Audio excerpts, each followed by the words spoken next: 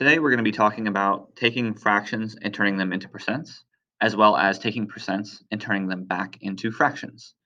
So, the first thing that we need to really talk about is what is a percent?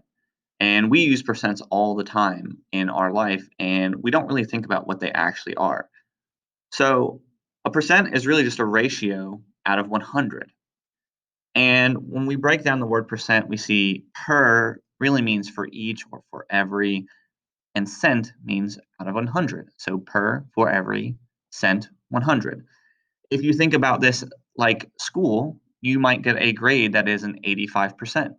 And that means that for every 100 points, you got 85, 85%.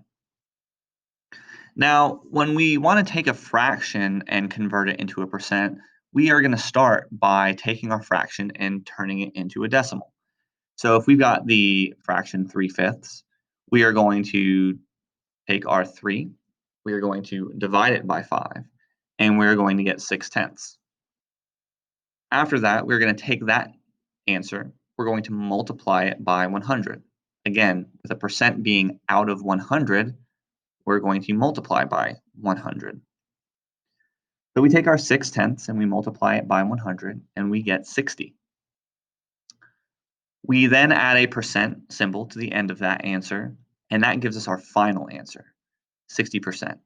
So if we look at this from top to bottom, we can say 3/5 is 60%. Now, sometimes we might need to go the other direction. We might need to take our percent and turn it into a fraction. So first things first is you have to take your percent, put it over 100, and drop the percent symbol. And again, with a percent being out of 100, that's why we take our percent and put it over 100. 75%, we're going to take that as a percent and turn it into a fraction, and we get 75 over 100. So again, this ratio is 75 to 100. That's our percent.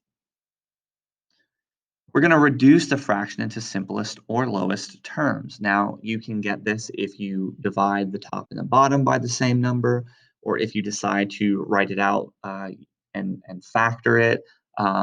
In this instance, I'm going to divide the top and the bottom by the same number.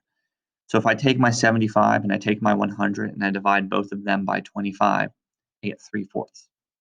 So again, taking this from top to bottom, I can say that 75% is the same thing as 3/4.